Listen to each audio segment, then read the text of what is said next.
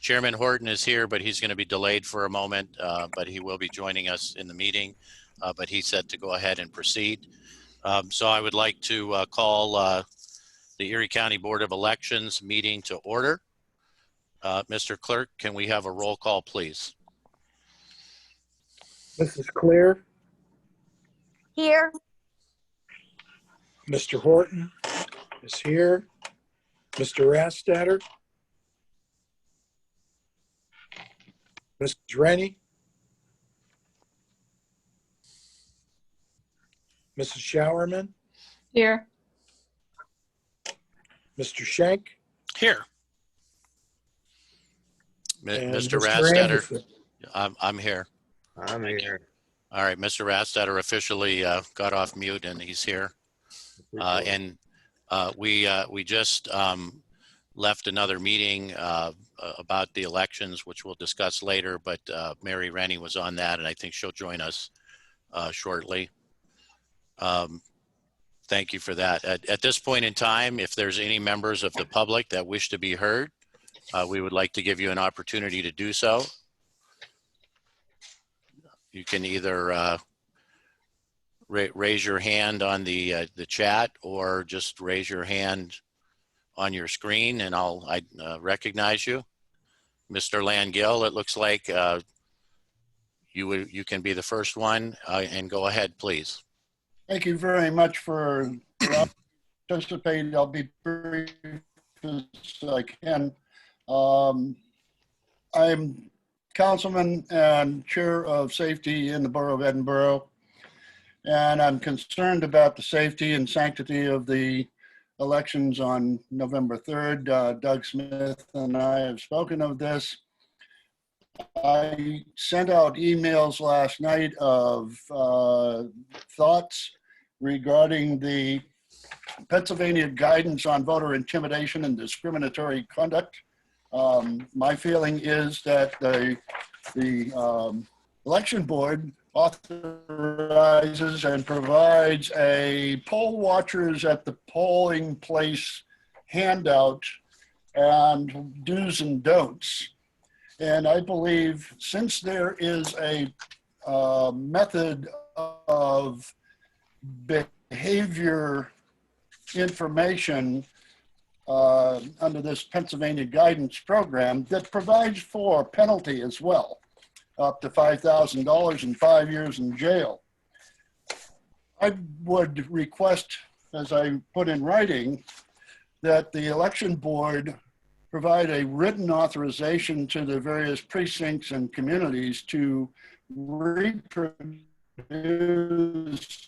this Erie County, this Pennsylvania guidance document, so that either the constables, poll watchers, or the judges of elections, which my daughter is one, Erica Rushing, that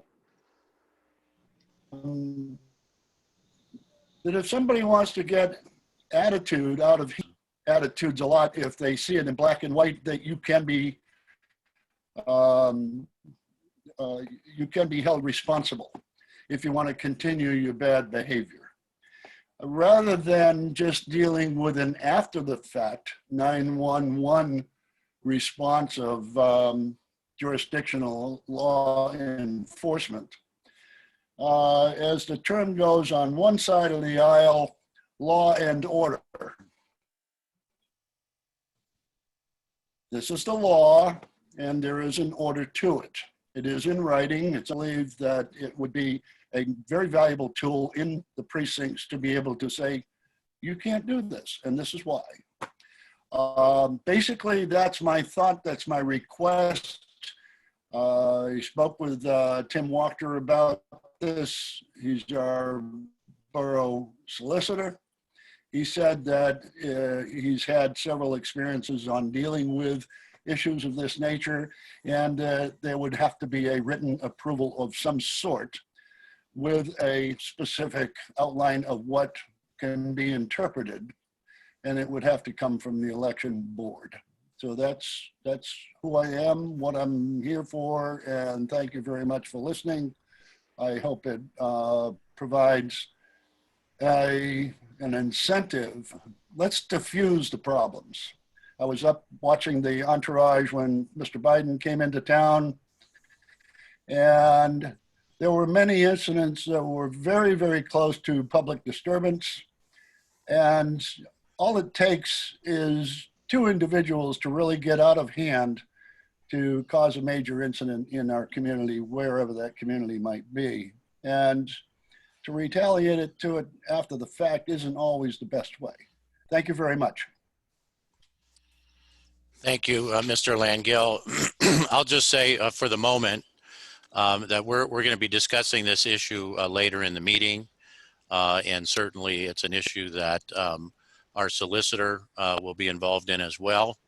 On behalf of the election board, I would tell you that, we are going to respect the people's right to vote, people's right to assembly, people's right to protest. But when they overstep that bounds to attempt to stop somebody from expressing their right to vote, that's not going to be tolerated either. So the election board is working on plans to be proactive, and we'll be discussing that later in the meeting. But thank you for bringing that to our attention. Are there any other citizens to be heard?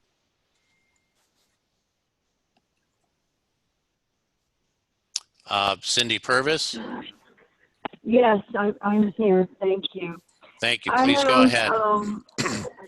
I have a concern in Erie 6, the 9th district. Has the election board checked it out? It seems to be a very, very small space, and it's down at the basement, very narrow halls. So I'm a bit concerned that it's not set up for COVID. And also, where can we get a current list of all of the polling locations? And thirdly, what is on masks at the polling sites? And that's all my questions. Thank you. Again, we'll get into that, I think, under Mr. Smith's report, if he could take some of those issues. I will say that we do have the policies in place for everybody that's working to have masks. People will be required to have masks when they come in. There will be cleaning stations, and there will be a disinfectant and all of those things available and used at the polling places.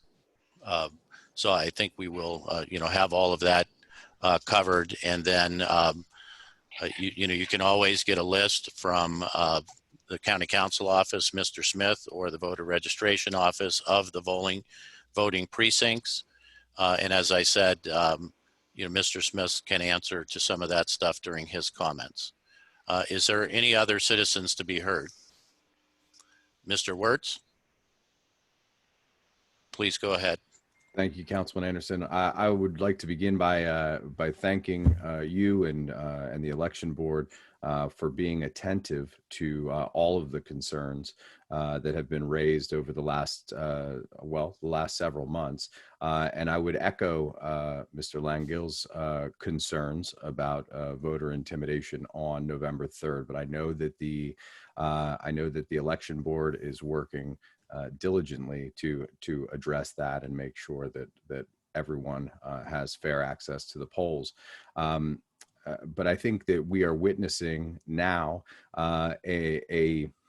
just a taste of what we can expect on November 3rd by the activity that is occurring in front of the Erie County Courthouse. Every day this week in particular, and a few days last week, our office has received calls from folks who were on their way to the drop box and were were berated, belittled, and demeaned by folks standing out front. I've reported some of these. Others I've asked that our volunteers ask the folks who are calling us to call the elections office to report these activities. Just yesterday, a woman, and she doesn't state her party affiliation, and I wouldn't assume one way or the other. And you can find many of these instances on social media, obviously. But one woman posted yesterday, "The only unsettling part of delivering my ballot was the Trump supporter in front of the courthouse shouting at everyone, quote, 'Republicans and Democrats, we will meet on the battlefield.'" There's a picture of the gentleman dressed all in red, holding symbols of the Republican Party and a Trump-Pence yard sign mounted on a pole. And while Mr. Anderson, I do appreciate the recognition that County Council does support the right to assemble and the right to protest. This is not an act of protest. This is an act of voter intimidation, and it is occurring every single day. And I realized that on one occasion, a sheriff asked a gentleman to move away from the door. Someone was too close to the door. We appreciate that, but in our opinion, no distance in which someone can yell at folks trying to reach the drop box. They don't even because these folks are not. They're yelling at anyone going to the drop box. And as you all know, there are several thousand Republican mail ballots out there as well. And so I think anyone in range making accusations, making threats, or yelling anything. One gentleman was accosted for the length of his hair, saying, if you want respect, you should look respectful, and telling him to cut his hair, having nothing at all to do with dropping his mail ballot, but simply trying to prevent him from feeling comfortable in making his way there. So I hope that among the conversations that are to be had today, that we also hear a plan for making the voters of Erie County and those who have requested mail ballots to feel comfortable to go to the drop box and utilize the service. We've been recognized across the Commonwealth as a county who was proactive in setting up the drop box. I would hate to see that good image be spoiled by not being able to create a positive, proactive environment for folks to step up and do their democratic responsibility. So thank you. Okay, thank you, Mr. Wirtz. And again, this is a conversation that all of the election board will partake in later in the conversation. But let me just say that the Erie County Sheriff and his entire department are aware of the drop box and the situation in front of the courthouse.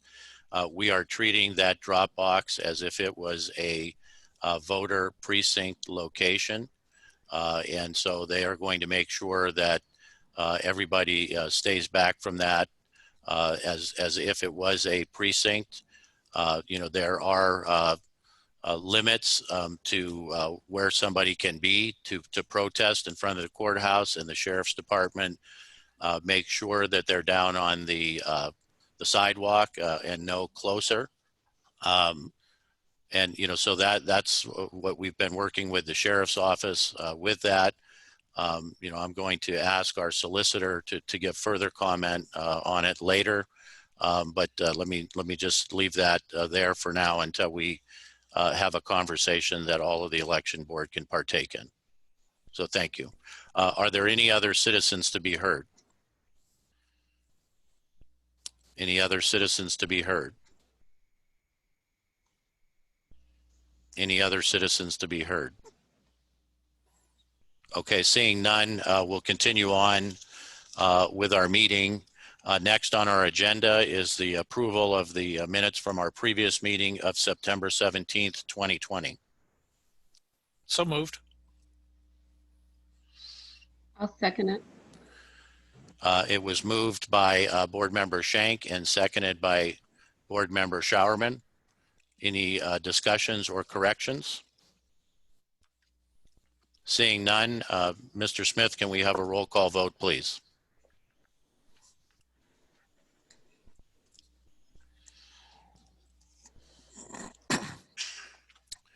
Mr. Smith, can we have a roll call vote? You're on mute. Sorry about that. That's Mrs. okay, Clear? thank you. Yes. Mr. Horton? Yes. Mr. Rastetter? Yes. Mrs. Rennie? Yes. Mrs. Showerman? Yes. Mr. Shank? Yes. Chairman Anderson? Yes.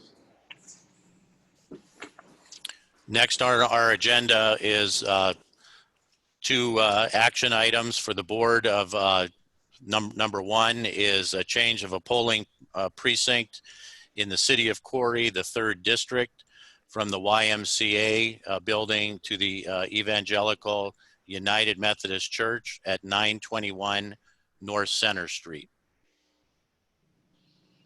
Do I have a motion? So moved. So moved. Moved by Board Member Rastetter, seconded by Board Member Shank. Any discussion? Mr. Smith, would you like to explain the change? Yes. The YMCA is doing some type of renovation to their gym floor. Unfortunately, they started before they had the election on their radar. The church in question is right across the street. So this will not be any sort of inconvenience for voters. And in fact, this church is one that handles our overflow parking from the Y. So it's ADA compliant and it will serve very well and shouldn't cause any confusion for voters. Naturally, notices are about to go out in anticipation of the board's support. Okay, thank you. Any questions or comments from the members of the board? Seeing none, may we call the question, Mr. Clerk? Mr. Horton? Mr. Rastetter? Yes. Mrs. Rennie? Yes. Mrs. Showerman? Yes. Mr. Shank?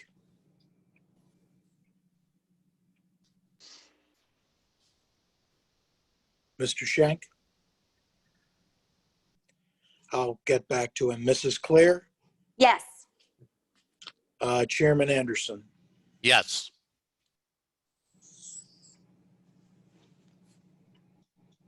Mr. Shank, are you, I see his Back face live dropped again. out. Yeah, Maybe he okay. will be with us shortly. okay. We'll come back to him for his vote. Next on the agenda is resolution number 2 of 2020, the adoption of the rules for pre-canvassing and canvassing of absentee and mail-in ballots. All of you in your packets received under page 9 the policy that we would like to put in place titled Erie County Election Board Pre-Canvassing Rules.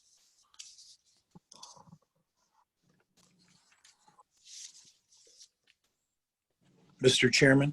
Yeah, and then actually I have two of the same on mine, but so page 9 and then page 11 is the canvass of supplemental absentee ballots and mail-in ballots. Mr. Clerk, go ahead, please. I was just going to say that so the rules for watchers during pre-canvassing, I based almost literally on the rules for watchers at a polling site, except where the language didn't make sense. But I also added issues such as making sure that our canvassing team has some pen other than blue or black, and that questions would be issued to whoever the supervisory person is, whether that's a board member or a one of the election supervisors here in the office. But obviously, we're open to other things if board members see other needs. One of the things that we had potentially discussed was including that the members of the Board of Election would act in a supervisory capacity only under the pre-canvassing committee. And I don't see it here unless I'm missing it. But I that would, didn't, go ahead. yeah, that I want to open this up to discussion with the rest of the board. But that would be one thing that I would suggest that we include. And do you want to take the discussion separately between the pre-canvassing rules and then the absentee and mail-in ballot rules, or do you want to go over the second one now? We could take them separately, sure. Thank you.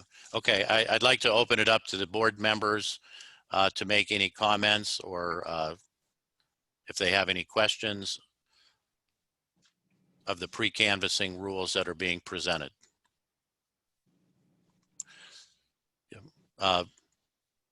Board Member Horton, and you're on mute right now.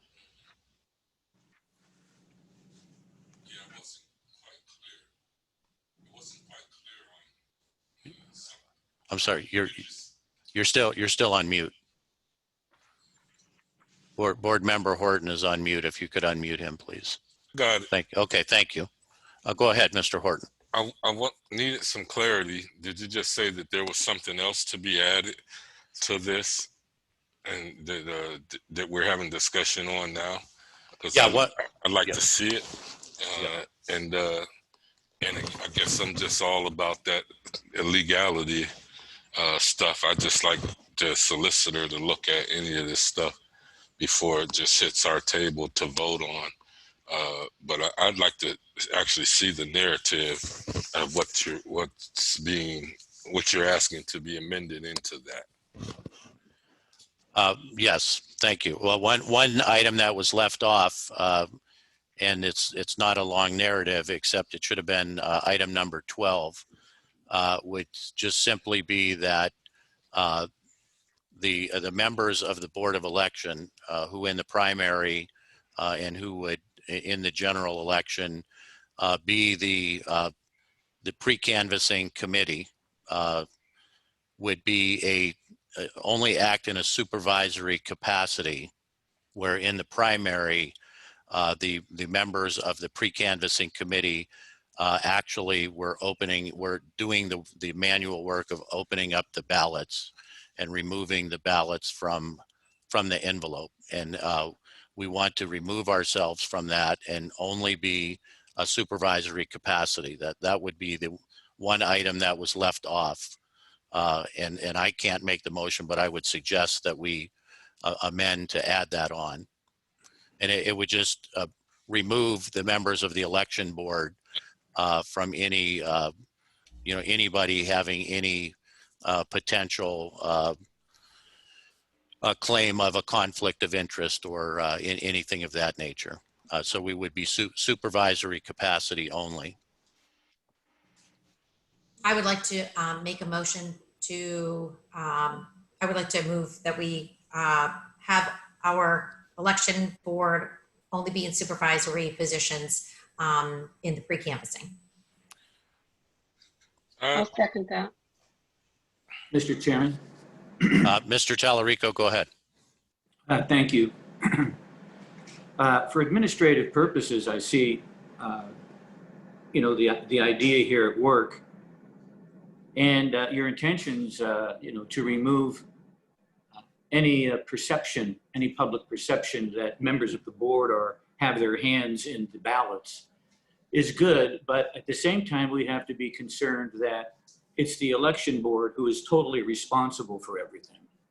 And while, the board could distance itself from certain aspects of its responsibilities, it can't elude the legal and political implications of its overall responsibility for every vote. So if we do that, if the board would like to remove themselves from from the actual process of voting, I think that there's a certain language that you might have to use so as not to indicate that the Board of Elections is removing itself from oversight, responsibility, and everything else. Okay, thank you. And maybe you can clarify this with us, but the intent here is not for us to remove our responsibility for the election or for the vote. But this election year, as we know, is the first year that we've had pre-canvassing. In the primary, the election board, again, acted as the pre-canvassing board. And in that capacity, actually did the physical work of opening up ballots and removing them from the envelope. There was some who questioned whether that should be part of the process or not, and just to clean up the process and to put specific guidelines in place.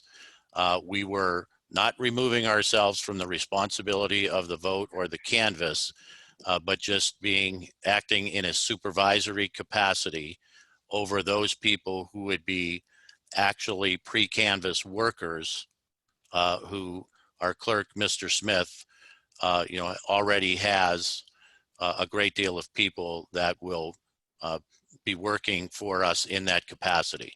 So we would be supervisory over them rather than our hands touching the ballots and opening the envelopes. Mr. Chairman? Go ahead, please. I was one of those who was pretty surprised to see the election board members get involved with the counting of mail-in ballots in the primary. I've never seen that happen before the primary. And of course, you know as well as anybody that the election board cannot delegate its authority away. So really, I think that, it's not really necessary to point that out or to worry the issue. The election board never got involved before, and they should never get involved. And it was just the haste associated and the novelty of the mail-in ballot that, prodded the election board into an emergency situation, and they acted. But I think that generally the law is that the election board is just the responsible body for the policy and the procedure, but it does not perform the administrative function of counting votes.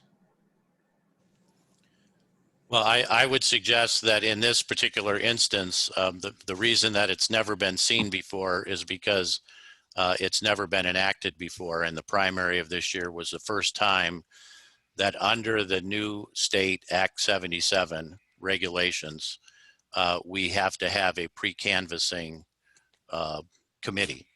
And we determined, rather than removing our responsibility and authority even farther away from the pre-canvassing, that we would be the pre-canvassing board. And then I would agree with you that in the haste of the work that was necessary, because the state only allows us to begin pre-canvassing at 7 a.m. on election day, that we partook in that process.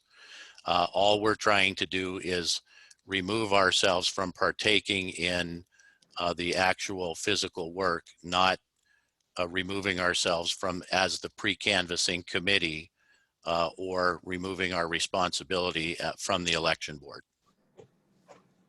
I understand. It's just my opinion that it isn't necessary. That's all. Mr. Chairman. Vice Chair Rennie?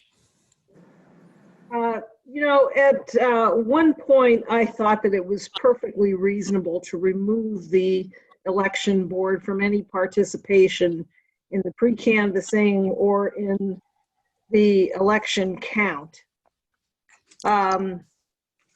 But upon further reflection, I really believe that it is incumbent upon the integrity of the election board, which is all of county council, to be at the ready to assist where needed in any aspect of the election, canvassing, pre-canvassing. And I honestly reject the notion that we must be limited in any way if the situation demands it. And so I question the need to limit the election board members in terms of participation. At one time, I was ready to support that, but honestly, we don't know what November 4th is going to bring. We don't know if there is going to be a surge of COVID cases that, for instance, ramps through the courthouse itself. I think we, as elected officials and as the election board, need to be at the ready for whatever the circumstances demand. And so I would not surrender that duty and that responsibility to anyone. And that's just my opinion. And again, that is just upon reflection over the last few days. So thank you for this opportunity to speak. Thank you, Vice Chair Rennie. I would just suggest that just for clarity, there's two different things happening here that has been put on us this election year. That is our responsibility as the Board of Elections, which I completely agree with you, and we're not going to surrender any element of our involvement or our responsibility. But now we have an additional, under Act 77, to create a pre-canvassing committee. The election board went as far as saying, we are going to take on that responsibility. So we included our responsibility to be the pre-canvassing committee. This is just a function of the administration of separating the votes from the manual separation of the votes from the envelopes. Attorney Tallarico is saying that we don't need to have any, anything that would be stated, for us to not be, partaking in that or partaking in that. So it's an issue that that could be moot, and we could just move on from, or we could, remove ourselves from that function. But it's not removing our responsibility from anything on the election board or the counting of the votes. We are responsible for the counting of the votes. This is just the separation of the ballot from the envelope. That's all the pre-canvass is. Mr. Smith, do you have anything to add? I do realize in looking at this agenda that there is a page of these rules missing that deal with watchers. I can appreciate Mrs. Rennie's concerns. I suppose as an option, the board could simply decide to be supervisory in this election if the situation continues to warrant that, rather than memorialize it. That could just be something that you do on as an agreement for this election and leave it an open question, or perhaps maybe make it write the motion in such a way as it were to say that members of the board will act in a supervisory capacity during canvassing or pre-canvassing, overseeing staff unless conditions require their direct participation or something. Solicitor Tallarico, how would you feel about that, or is it still unnecessary? Well, the pre-canvassing committee is just language that the election code and Act 77 decided to use. But really, it's just a process. And you have the same people that have year in and year out counted votes as the same people that are doing the pre-canvassing.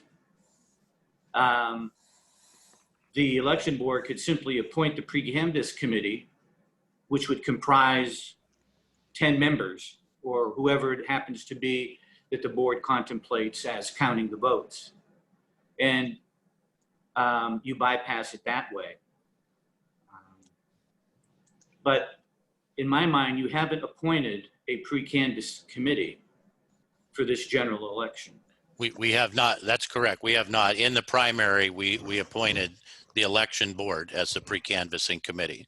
It was our intent to appoint the election board as the pre-canvassing committee again to be a supervisory over the people that would be hired to open the envelopes. Okay, well, I think that if you just create the pre-canvassing committee, and that could comprise the Board of Elections, the implication is that you are going to provide oversight during the course of the election, including the count, but you don't have to say that we're not going to count ourselves. That could be left open, like it always has been every election. And the election board has been smart enough to hire the people necessary to count the vote. But in those instances, like last primary, and maybe even this general election, if there's an emergency situation that arises or there's a delay, then the Board of Elections would not be foreclosed by its own rule from performing that emergency function. So I think that, you could simply, once again, appoint the board, the entire board, as the pre-canvass committee and leave it at that. Okay, thank you, Mr. Chairman. And go ahead. For, the pre-canvass, appoint the election board as the pre-canvass committee for purposes of oversight of the count. Just like that, that's fine. But certainly the board would not be foreclosed from actually getting their hands dirty and doing some counting if it became necessary. Okay, and I appreciate that. The one thing we wanted to make sure, though, is that we have consistency, that there could not be a charge that if 2 members of the board actually sat down and started opening up envelopes and 5 others didn't, that some campaign could claim that there was something out of the norm that was going on. So we were trying to create consistency in what we were moving forward. Sure, but any member of the election board should have the freedom and responsibility and authority to weigh in on election matters if need be. And yeah, I guess anyone could complain about it, but that doesn't mean that it has any validity to it. Okay, very good. I think, if that's the case, I mean, I don't think it's necessary for us to add that to the agenda, and we can take up under separate action to, if the board chooses to do that, to appoint us today as the pre-canvassing committee, as we did in the primary. We would do that under separate. So if we do not have any changes to the items that were brought forward for the exhibits that we have for the pre-canvassing rules, the pre-canvassing watcher rules, and the Erie County Board of Election pre-canvassing, I'm sorry, I already said the rules, the absentee and mail-in ballot rules. Mr. Chair, I have my hand up. Yes, I'm sorry, Mr. Horton, go ahead. I was getting to you. Thank you. Yeah. Well, I don't want to move past. I want to chime in on that issue, that whole pre-canvassing issue. I want to state I'm glad that you landed there because I was going to oppose doing that. I think that just by the mere fact that we're on the election board and you're going to name us to the election committee should suffice. And I agree with Councilwoman Rennie that we should not put that type of language in there to handcuff ourselves.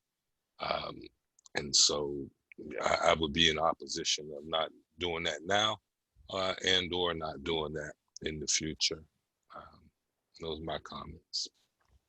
Okay, thank you. I appreciate that. And then I think we're back to then you had originally began to make comments about what we have in front of us, the pre-canvassing rules. And was there anything further you'd like to discuss on that?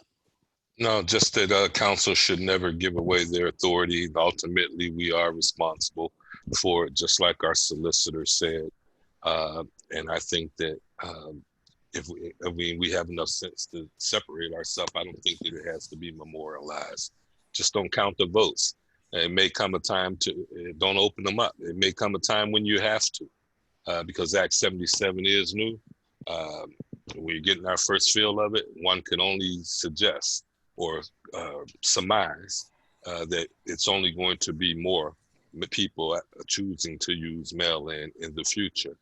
And so at some point, we should talk about perhaps getting more drop boxes as well. It appears that the mail-in and no-fault absentee ballot is proven to be quite popular, and we should prepare ourselves. We shouldn't wait till we get there. So that's my comments. Thank you, Mr. Horton. Do we then, I'm sorry, Board Member Showerman, go ahead, please. I was just going to state that after discussion, I will agree with Mary and Andre and Mr. Tallarico also, that just make us the committee and then don't tie our hands in case something does come up.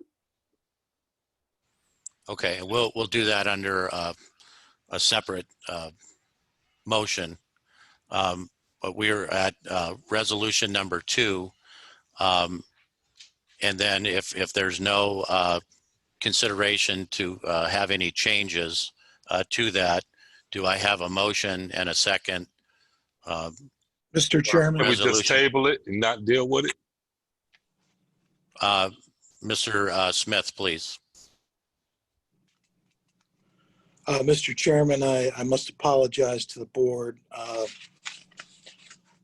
Part of the rules that I'm not seeing in our packet today dealt with watchers of the pre-canvassing activity. I did just email that page to everyone, but I understand that might be difficult to look at, but I'm willing to read them into the record just so that members can hear the rules that I had envisioned for the board. There is only 7 or 8 of them. Yeah, so the idea, go ahead, Solicitor Tallarico. I just got this package today and I reviewed them, and there are a number of, there are a few issues, at least that I have, with some of the language. And, you know, we do have, as you know, the Secretary Bookvar's September 28th guidance, which it appears that Doug might have lifted some of the stuff from there.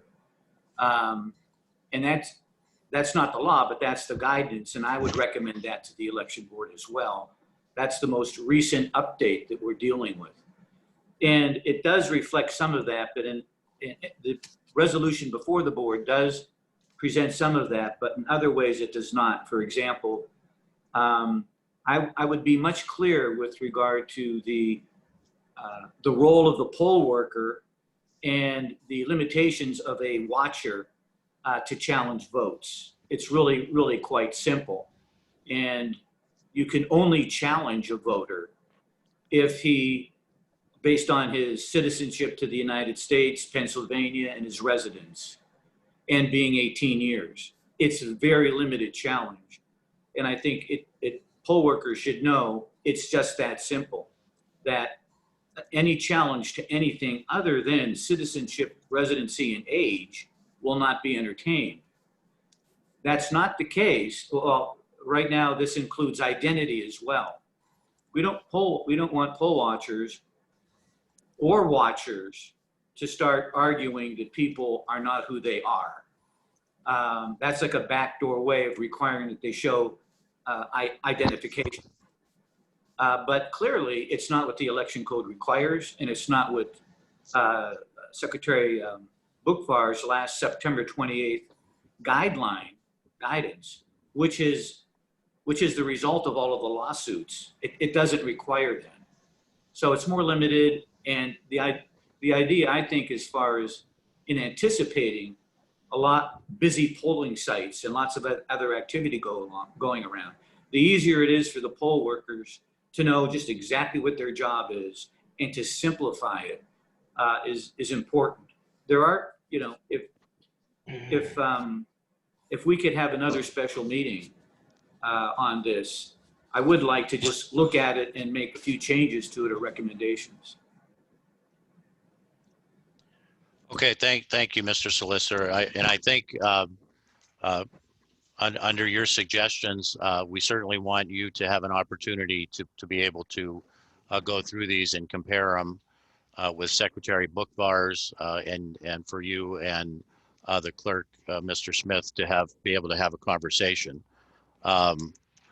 So we could choose to table this for the time being, and then just so the election board knows, it would require us to come back and have another meeting soon to be able to put these in place, which I have no problem calling, but it's another meeting for us. But I think it's important enough for us to make sure that we get this right and that we're all in agreement as to the policies and procedures that we move forward.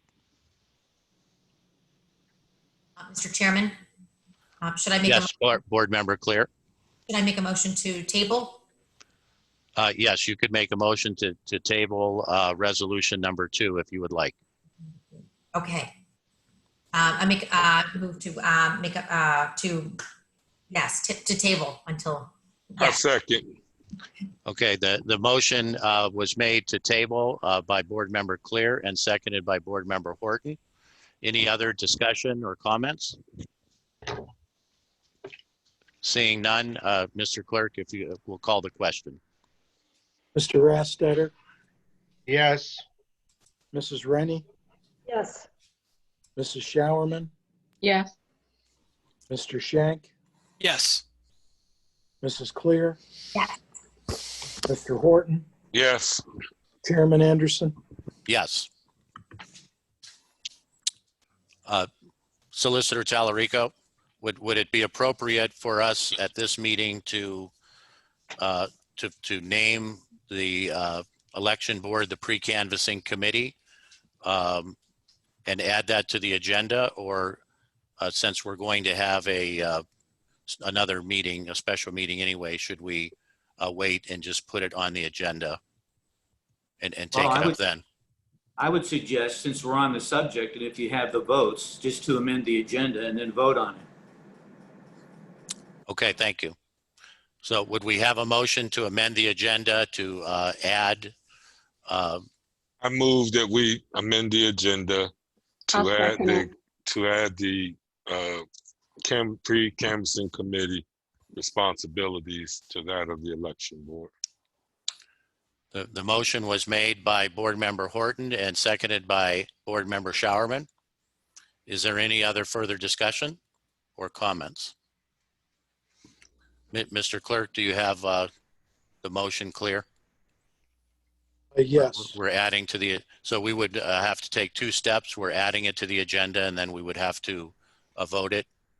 Okay, That's so correct, sir. thank you. So this is to add it to our agenda today. May we have a roll call vote? Mrs. Rennie, Yes. Mrs. Showerman, Yes. Mr. Shank, Yes. Mrs. Clear, Yes. Mr. Horton, Yes. Mr. Rastetter, Yes. Chairman Anderson. Yes. So we now have added to the agenda a motion to to make the Board of Elections our pre-canvassing committee for the 2020 general election. Do we have a motion to vote on that? So move. Moved by Board Member Horton, seconded by Board Member Showerman. In any other comments or discussion? Seeing none, Mr. Clerk, if we could have a roll call vote, please. Mrs. Showerman, Yes. Mr. Shank, Yes. Mrs. Clear. I'll come back. You muted. Mr. Horton, Yes.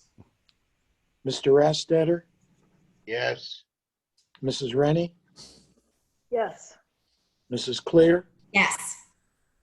Chairman Anderson. Yes. Thank you for that. Mr. Smith, do you have an election report for us?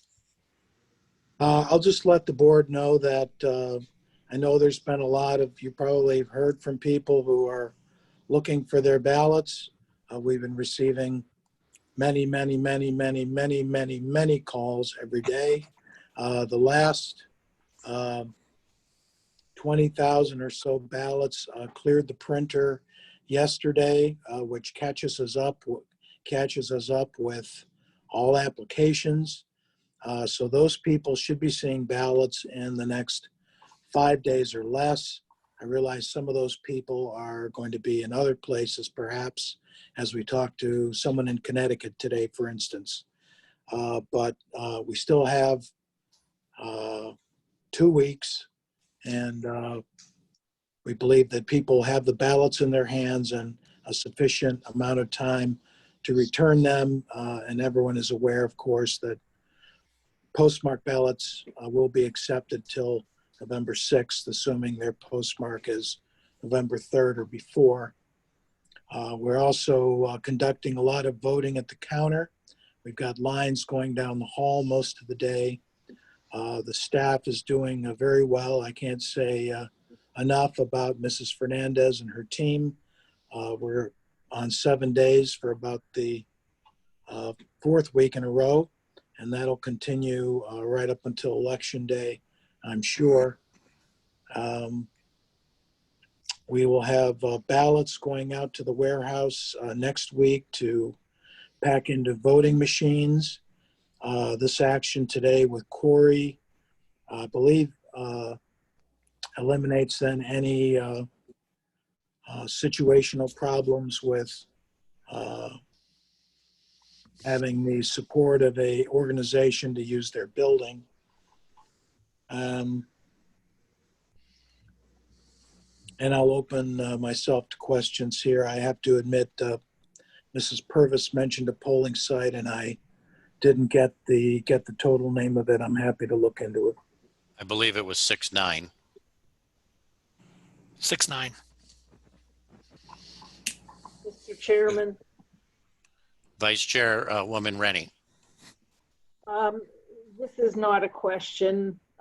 This is just a reaction to what I know to be true. The many requests that they have had for follow-up on ballots and mail ballots and so forth.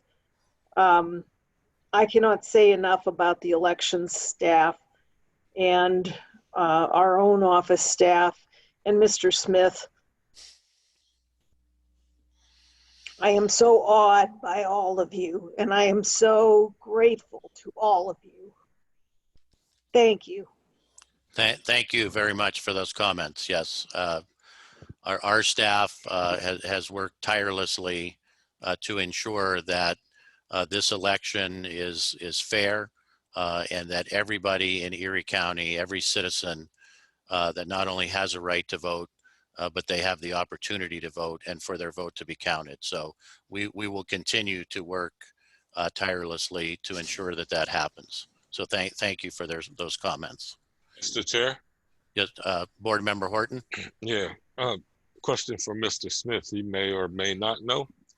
But how long, many people are concerned with final tally of the votes some are saying it will be in some places a week or two. I don't believe that to be the case in Erie. Can you surmise as to how our vote count will go, or will we be close on Friday? And I understand that there will be votes coming in for after 3 days to the election, but will we be able to adequately come close to having them all counted by Friday? Mr. Horton, our goal is to have them counted by Friday. I do believe that realistically it's going to go on a few days after that. Statutorily, we have 10 days until the 12th. But I believe with the additional workers in place, not only in the office, but as part of the pre-canvassing team, my friend Attorney Tallarico has been reminding me how important it is to have proper staff and resources to conduct our business on election day and after in a timely way. I do believe that having a full-size room of 15 people beginning that pre-canvassing will give us a jump on having maybe as many as 5,000 to 10,000 ballots counted on that first day. That's my hope. And if we continue that sort of pace for the next 4 or 5 days after that, I believe we'll be well within the range of reasonable expectation. I'm hopeful that will be acceptable to the board. I want to also echo Councilwoman Rennie's comments. You guys are unbelievable. I know that you've been doing not just county council work, but that you've also been doing election board work, and you've done Empower Erie work as well. And I would be remiss as the chairman of this body if I did not say thank you. I know I say it often, but I don't believe you can say it often enough. And so to work 7 days a week, 12 hours a day is no small feat. And so thank you again. I'll get a chance to go over to the election board office and thank them in a more formal way. So thank you again. Thank you, Mr. Horton. And I just want to clarify that the staff hasn't been doing Empower Erie work, but community college work. I think it would be more appropriate to say. I did want to, mention that we had met earlier today, Chairman Horton and Vice Chairwoman Rennie and myself with the sheriff and with the administration, particularly the Public Safety Department, and with Doug Smith and Tanya Fernandez to work on a plan for Election Day. I think some of these concerns were brought up earlier. Once we get into, potential, people need to move so far away, or are they interfering with somebody's rights, or do they have a right to do that?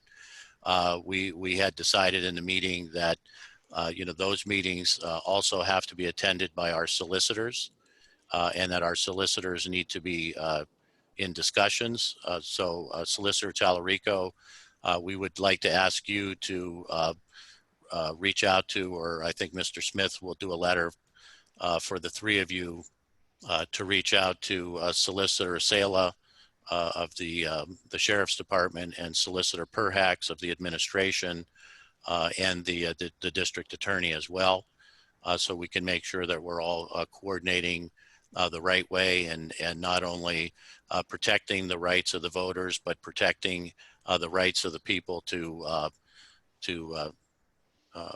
express themselves under their First Amendment, to have public display and protest. We want people to use common sense in this election. We want people to support the candidates that they support, but we want them to give the respect to other people to have the right to come to the polls and vote for the person that they think is the best for any particular office.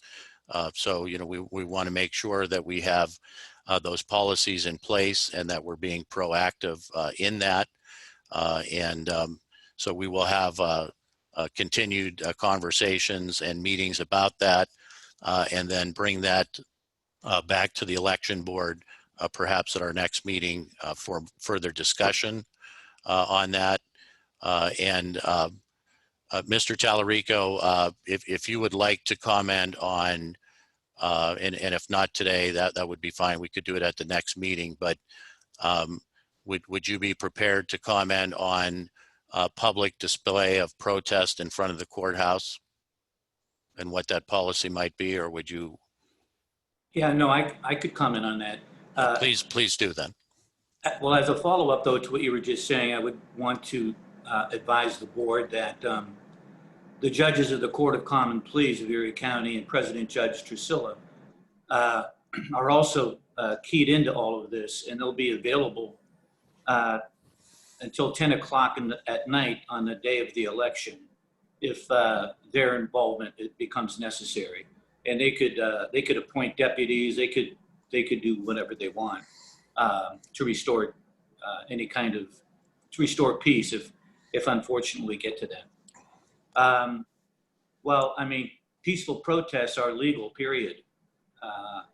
And the only confounding thing might be that they're taking place next to a polling site, not really a polling site, well, a satellite polling site, which may cause a problem. So it would just be a question of location. But certainly, whether you're a Republican or Democrat, just being American, you have the right to protest peacefully. That's what America is all about. Okay, and specifically with now that we have the ballot box in front of the courthouse, do you have a comment on where the person is allowed to stand? I mean, our understanding is the policy is as long as they're down on the sidewalk and no closer. Would that be accurate? Yeah, I mean, there obviously isn't any rule. The only rule that we have to deal with under the election code is the 10-yard rule for police officers and militia and things like that. But vaguely, or in a general sense, nobody could intimidate or give the impression of intimidating somebody's vote. So the question becomes, is a peaceful protest near a polling site, does that incite some kind of intimidation among voters, and would it, keep them away from voting? Yeah, I think that it would be, I would not want to step on somebody's right to peaceable assembly. So I think that we should allow for the people to protest.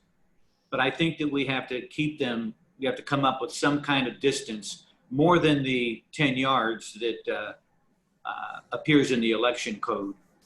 And I think that would be balancing both the interests of the right to assembly and the right to vote without intimidation. On the other hand, just like any polling place, if the protests get out of hand, or they suggest or indicate that there's some kind of violence, then the protest would have to be removed. And of course, if it's at the courthouse, there's no better place. We're no better prepared than at the courthouse to remove someone who might become violent. Again, as far as where it is, though, I don't know. Keeping it down on the sidewalk. Yeah, I mean, I guess the idea is, we don't know whether many people will be dropping their vote off on election day at that site, as opposed to dropping it off the day before. There may not be as many people using that site, but we don't know. But I would not outright forbid the right to peaceably assemble. I think that's a constitutional right that we have to accommodate in some fashion. Okay, thank you. Are there any questions or comments from the members of the board? Mr. Chairman. Board Member Rastetter. Yeah. Yes, sir. I may be mistaken, but I believe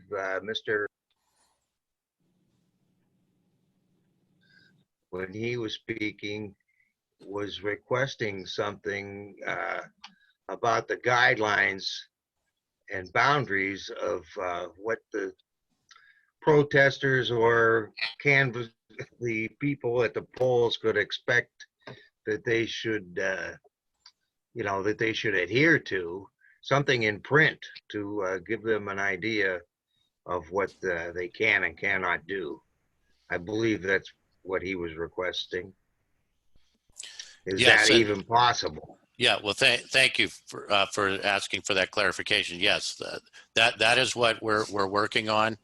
We're going to make sure that we have all of the points covered that, as Solicitor Talarico suggested, that we continue to give people the constitutional right to assemble or protest, but that not interfere with their right to vote. And we just want to make sure that we have all of those guidelines are accurate and follow the state guidelines. And that's why one of the reasons we tabled the items today, which we'll bring back at the next board meeting. But I think we will then, have something for all of the judge of elections to post at the voting precincts for election day. That would be our goal, and to have those published prior to election day on public notice. Great. Thank you, Mr. Chairman. Thank you. And any other comments or questions? And anything else for the good of the order to bring before the board today? Seeing none, that will conclude today's Board of Election meeting. Thank you, everyone, for attending and the members for being present.